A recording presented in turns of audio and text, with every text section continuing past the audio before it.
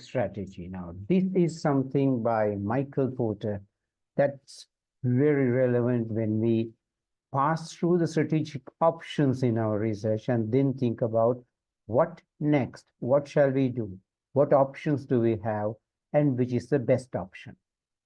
So Porter's generic strategies focus on that sector. Let's take a look at it. Primarily, the first thing is identifying what is strategy.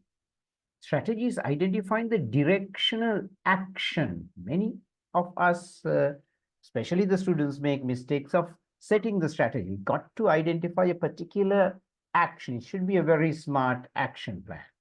And yes, it should be done by proper analysis of the present situation. And then, yes, we have to provide specific directional suggestions, cues we call it, proposals, to identify as to which strategy we should be going for. So let's take a look at the competitive advantage that Porter suggested that the company should go for. He gives three options. One is the cost leadership strategy, second, the differentiation strategy, the third being focus strategy. Actually, the focus can be cut into two subcategories, but generally three strategies: cost, differentiation, focus. And yeah, seeking the competitive advantage out of these three, Porter suggested one out of the three. Well, that is the ideal plan in the Porter's generic strategies. And Porter said, choose one. Choosing none is a risking of waste aspect. This is what he said. Read it up, please. Achieving competitive advantage requires a firm to make a choice about the type of competitive advantage it seeks to attain and the scope within which it will attain it. The scope, right? That's what Porter was very emphatic about. Scope has to be very well defined in our report, in our research, in our proposal, in our recommendations. Is it the low cost one strategy, the cost leadership Porter suggested, or are we to go for a differentiation strategy? That means higher value addition. And yes, the other one was, focusing on a more cost-focused one, more focused strategy, which was very limited to a particular sector, particular market. One in the middle, stuck in the middle, is not something that Porter suggested that we should be going for. And we have three options. Focus. Companies like Rolls-Royce, look at the other example, Prada, Razer, limited segment, yeah, optimum pricing, premium pricing, but that's a decent market. What are the other brands you can think about? Well, Lamborghini, the motor cars, right? Rolex watches, focus market. Take something like, high-end fashion, yeah, a focus market. That is a limited segment, but yes, with differentiation. Cost leadership, there, our game plan is to cut down the cost, go no frills.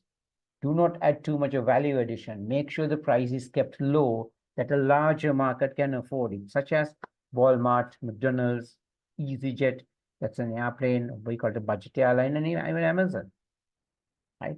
Low cost options so that larger market can afford it. Next one, the differentiation. What's that? A larger market, but we tackle the larger market with higher value. So there's a big difference between BMW here, high value, large market, and Rolls-Royce here, high value, smaller market. So differentiation means a larger market. And Porter suggested you have to pick one, not two. Why is it? Because he said if you try to go for a couple of generic strategies may result in us losing that, the scope. Having too much of scope may result in poorer delivery at the market end. So Porter was specific that we should pick one strategy, but this is debated today among some of the business, the idea makers or the professionals. We learn why later, right? So what's the cost leadership strategy? Look at the yellow color ones. Yeah, introductory prices, penetration prices. That means, we sell it at a price lower than our competition. selling it that way. And yes, that's what, Walmart is doing. That's what sometimes Kiehl's is doing, trying to capture the market from the retail sellers. And that's what large players like Fashion Bago, Tilakavardhana Textiles is doing. Penetration prices, lower price to capture the market. And no frills, no specifics, no unique quality stuff. It's just the product, straightforward. So that way, the cost of the production could be reduced. So that advantage can be transferred to the customer. That's cost leadership. That's a huge market, mind you. Next one is a differentiation strategy. This is also quite a sizable market. When you have the technical and the physical capacity to provide a different product, that's differentiation. And yes, buyers come up with not the same need, but different needs, diverse needs. Look at Samsung coming up with mobile phones. That's a diversification strategy, a differentiation. Consider, Apple coming up with one Apple, one brand, but high value in quality. So that's differentiation for them. And yes, that would result in what you call the repurchasing of the same brand, buyer loyalty, like Samsung after Samsung for some people, Apple after Apple for some others. So differentiation help capture a large market as well. And then the focus strategy, the Rolls-Royce one, the Omega one, the Rolex watches one, a very focused market, one segment. It's a niche, not big enough so the big players don't come there, but it should have some potential for growth. Otherwise, there's no use of doing the business in that sector, right? And remember, focus has two types. We can go for the cost focus, selling at a low cost. That's also a focus strategy. Or high quality ones for a limited market. For example, let's say Odell used to have a differentiation focus, whereas something like Nadia's may go for a cost focus. I'm talking about the apparel industry. And then, Porter suggested this. He was talking about this hole in the middle problem. That means you either become differentiation focus or you go for a low cost or the cost leadership strategy. Porter did not believe in a middle of the road and middle one. What he said was firms with high market share, can go for a cost leadership. That way they can cut down the cost, increase the unit, reduce the unit cost, right? And then, transfer the cost advantage to the buyer. And then there's another firm. What is it? Low market share. That's a focused one. And that's also a market niche, according to Porter, because in that niche, you are the only player. So Porter came up with these proposals. Take a look. Firms with high market share were often quite profitable. Yes. And so are many firms with low market share. Definitely. Look at so much of premium products actually have low market share rather than selling everywhere. Least profitable firms are what? Those who are with moderate market share, neither high nor low, not in differentiation, not in the cost leadership, somewhere in the middle. That is the place, Porter said, not the place to be for a business. Firms in the middle were less profitable because they did not have a strategy. Yes, true. Combinations like cost leadership with product differentiations are hard. Yes, definitely. You can't reduce the cost of the manufacturing. You can go for technically low cost manufacturing and go for cost leadership. In the same time, you can't do the differentiation for the same product. Because differentiation will result in high cost, high value, more money. So higher price for the product. You can't sell a high value product at low cost. So Porter suggested these two things cannot go on, but this is discounted by others, or this let's say disproven by others. And Porter was emphatic that combining multiple strategies is a poor strategy in most cases. But if you look at the real world of today, there are differences.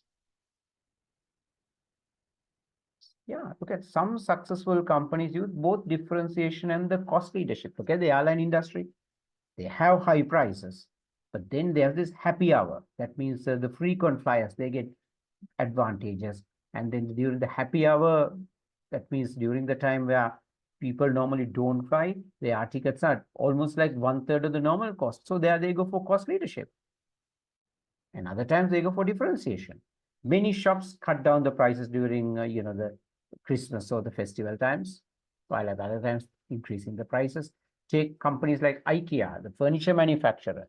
They have the high-end pricing, the differentiation, but every now and then they go for the cost leadership as well. So, it's not just one strategy. You may see in companies, but not every company is doing it. Generally, it's one strategy that a company should go for, but there are options, scenarios where companies may go for twin strategies. Yeah, having just one strategy may not be flexible for a changing market, within a changing market. Think something like blue ocean. When a company goes for a brand new market, when you go for a brand new market, obviously you'll have to come up with low cost. Otherwise, the new market may not buy. That means the market that no one else is there, right? So initial introduction should be low, but you have to come up with a differentiation also, right?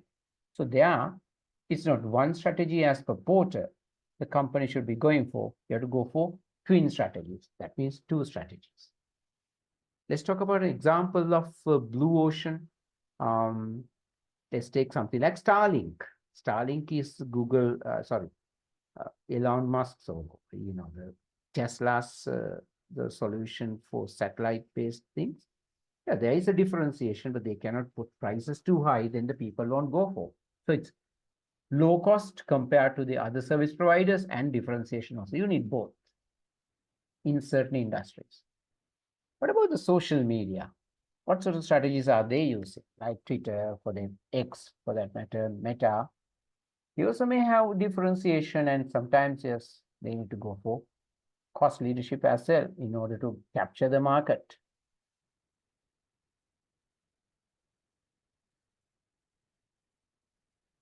But in justifying Porter, there's this thing. As I discussed earlier, you cannot go for a low-cost strategy while on the other hand going for a differentiation, because there are two specific purposes. If we are to go for a cost leadership, we have to come up with cheaper in manufacturing cost products. You can't go for higher cost in manufacturing and still go for a low-cost advantage, generally. Cost leadership could be risky because people can easily copy you. When you go for lower cost, no frills products, others also could do the very same. That is possible. Take a look at Sunlight, generally low cost, but there's a lot of competition for Sunlight continuously from various other players. It's not much of a thing to make it's a laundry soap, so others also try. Sunlight is still ahead, but just an example that staying low cost could result in challenges from others. Then the differentiation strategy, that also could have challenges. That means it costs a lot. Top brands do that, but our differentiation can be caught by another company. Our differentiation could be beaten by another company. The cost that we put into differentiation requires a large market. We may not be able to get that market. As a result, we may lose our market share. Then, focus strategy. The problem is, into the niche markets, the bigger players can come. Take a look at Sri Lanka's apparel industry. About 10 years ago, we didn't have bigger players in the apparel industry.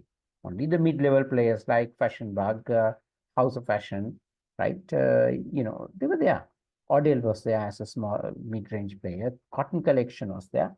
Hamidias was there. But then what about a couple of years from now? During the last 10 years, we had the bigger players coming in, like Abans came up with Abstract, I think. Soflogy came by buying Odell into the market. And even Dhammika Perras, LB Finance, a group came through, what you call this, Beverly Hills. I don't know whether that's successful, but that's it. A larger player can come into a focus market. If he sees if he notices the market as a vibrant market. So this is in a nutshell. Purpose, competitive advantage, how to get it, how to get that edge over the competition. Porter, of course, suggested go for one strategy, but there are instances where companies go for twin strategies as well. Catch you in another lesson.